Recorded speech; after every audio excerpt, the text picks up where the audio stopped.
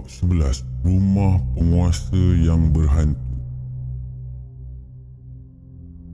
Apabila Nur Syahid dipindahkan ke penjara Pudu selaku penguasa pada tahun 1978, dia diberi tempat tinggal yang tidak jauh dari masjid, iaitu di belakang penjara Pudu. Rumah berkembar ini dibahas untuk menempatkan penguasa dan ketua pegawai. Rumah tersebut bertentang dengan bilik gantung yang hanya dipisahkan oleh tembok penjara yang tinggi. Di antara rumah dan tembok itu terdapat sebuah perek bujang. Jika ada banduan yang digantung pada pagi Jumaat, mereka dapat mendengar sayup-sayup bunyi pintu perangkap berdentum apabila ia dibuka untuk menggantung banduan. Nur Syahid tidak pula berkata rumah itu berhantu kerana dia tidak pernah nampak kelibat hantu atau lembaga ataupun terdengar sebarang bunyi yang aneh-aneh di rumah itu. Ada sebatang pokok melati yang besar kira-kira 10 meter dari rumah itu. Menurut kata warden bujang yang tinggal di barek yang berdekatan, ada langsui yang tinggal di pokok itu. Beberapa orang pernah melihatnya dan tidak ada siapa yang berani menggunakan laluan dekat pokok itu untuk ke barek, terutama sekali pada waktu malam. Nur Syahid tidak memberitahu hal ini kepada keluarganya pun kerana dia tidak mahu mereka berasa takut untuk menggunakan laluan itu untuk pergi ke masjid berdekatan ataupun untuk ke jalan raya di hadapan penjara, iaitu Jalan Syok. Orang yang pernah tinggal di rumah tersebut sebelum ini juga tidak pernah memberitahu dia yang rumah itu berhantu. Oleh itu, dia menganggap semuanya baik-baik sahaja, kecuali pokok melati yang menjadi tempat persinggah langsui. Dia membawa isteri dan 4 orang anaknya berpindah ke rumah itu. Di depan rumah itu terdapat gelanggang badminton dan di sinilah anak-anaknya serta anak-anak jirannya bermain badminton pada sebelah petang. Terdapat laman yang luas di belakang rumah yang ditumbuhi belukar dan beberapa batang pokok ketapang.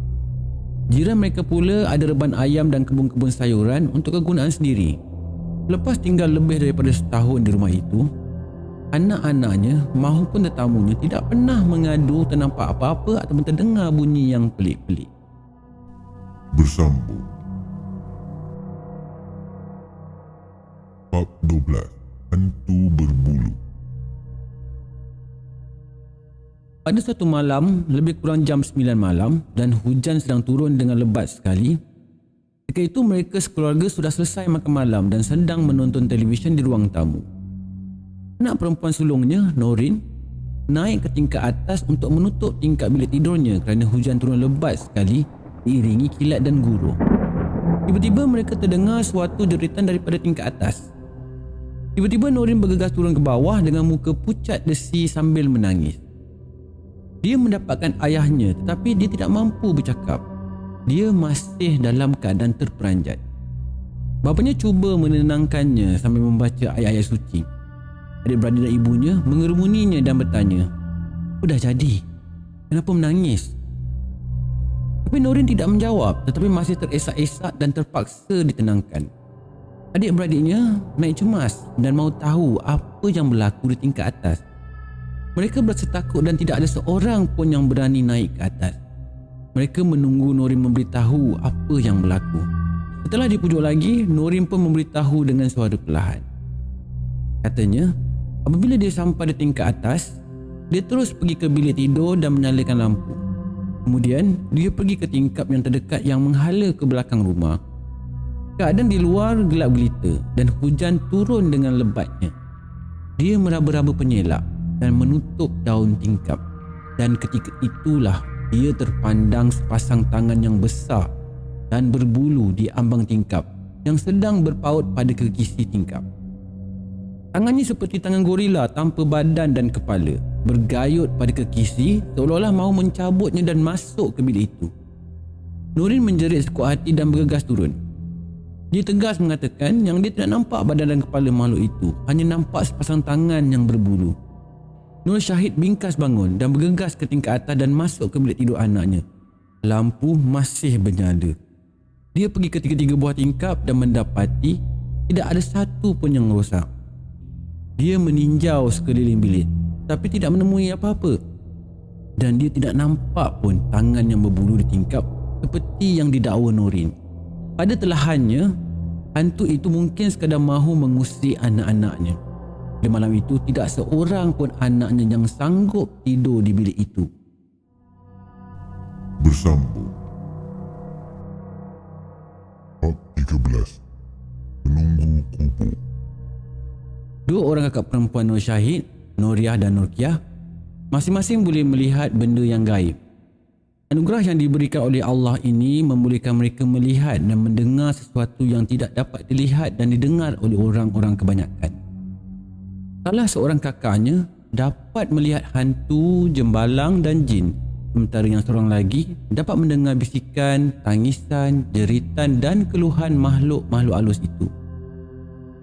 Kedua-dua beradik ini mungkin mewarisi kelebihan ini daripada moyang mereka yang mengikut cerita orang-orang tua. Moyang mereka ini boleh tahu sekiranya sesebuah rumah itu berhantu ataupun berpenunggu, baik sahaja moyangnya ini melangkah masuk ke dalam rumah tersebut. Moyang mereka akan dapat merasai kehadiran makhluk gaib itu. Dia bukan sahaja dapat melihat makhluk halus, mendengar dan bercakap dengan mereka, tapi juga dapat menyeru mereka agar meninggalkan rumah berkenaan dengan membaca ayat-ayat suci. Biasanya makhluk-makhluk ini akan akur, namun begitu, pasti ada yang degil dan terpaksa diperlakukan dengan cara yang lain. Pada suatu pagi Ahad, kakaknya yang bernama Nuriah dan keluarganya dalam perjalanan ke Taiping dari Batu Pahat dan mereka singgah di rumah Syahid. Selepas selesai makan tengah hari, mereka duduk beramai-ramai di ruang tamu sambil berbual-bual, makan kuih dan minum kopi. Nuriah duduk di atas pemadani di hadapan televisyen. Agaknya kerana terlalu keletihan dan mengantuk, dia berbaring dan memejamkan matanya sementara yang lain masih rancak berbual-bual. Beberapa minit kemudian, Nuriah tiba-tiba bangkit dari tempat dia berbaring dan mendongak. Mereka terkejut bila melihat mukanya yang serius dan matanya yang terkebil-kebil. Hasnah, isteri kepada Nur Syahid, bertanya kepada kakak iparnya mengapa dia jadi begitu. Nuriah tersenyum dan menuding ke lantai tempat dia meletakkan kepalanya. Sambil menuding, dia berkata, ada orang di bawah rumah sedang menangis terseduh-seduh. Mereka semua ketawa mendengarkan kata-kata itu. Nurina menyakat ibu saudaranya dengan berkata, agaknya makcik ni terlebih makan agaknya sehingga bermimpi pada siang hari. Betul, makcik ada dengar ni, kata Nuriah.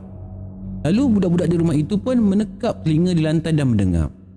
Tapi mereka tidak mendengar apa-apa. Adalah makcik. Saya sudah, kata Nuriah.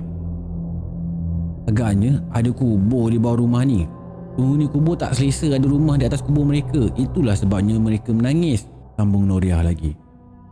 Budak-budak di rumah itu tentulah berasa takut bila Nuriah berkata begitu. Namun Nur Syahid menganggap itu hanyalah mimpi pada siang hari dan mereka tidak perlu pun berasa takut. Lagipun ia sesuatu yang tidak masuk akal dan mana mungkin orang yang sudah mati boleh menangis. Keesokannya, sekadar ingin tahu, Nur Syahid pun bertanya kepada Hasan, seorang warden yang sudah lama bertugas di penjara Pudu. Hasan pernah mengenali seorang warden yang sudah bersara yang pernah berkhidmat di penjara itu semasa negara ini dijajah oleh Jepun dari tahun 1941 hingga tahun 1945. Menurut warden yang sudah bersara itu, terdapat sebidang tanah yang luas di sisi dan di belakang penjara yang digunakan oleh pihak berkuasa Jepun untuk menanam ubi dan sayur-sayuran untuk kegunaan banduan. Ramai banduan mati akibat kelaparan dan penyakit kerana tidak diberikan makanan yang berkhasiat, dan mayat yang tidak dituntut oleh keluarga akan ditanam di kawasan belukar di belakang penjara. Apabila British kembali berkuasa selepas Perang Dunia Kedua, pihak berkuasa penjara membina 2 buah berak bujang, sebuah rumah berkembang dan sebuah masjid di tanah lapang di belakang penjara. Hasan tidak berkhidmat dengan British selepas perang. Oleh itu, dia tidak tahu bahawa pihak penjara telah membina bangunan-bangunan tersebut di tanah lapang yang pernah dijadikan tanah perkuburan semasa dijajah Jepun. Dan dia juga tidak tahu sama ada kubur-kubur itu dipindahkan dahulu ataupun tidak sebelum bangunan-bangunan tersebut didirikan. Jadi, apa yang dikatakan oleh Nuriah memanglah betul. Ada kubur di bawah rumahnya ataupun berdekatan rumahnya. Itu yang tidak ditemui oleh kontraktor bangunan. Bersambung.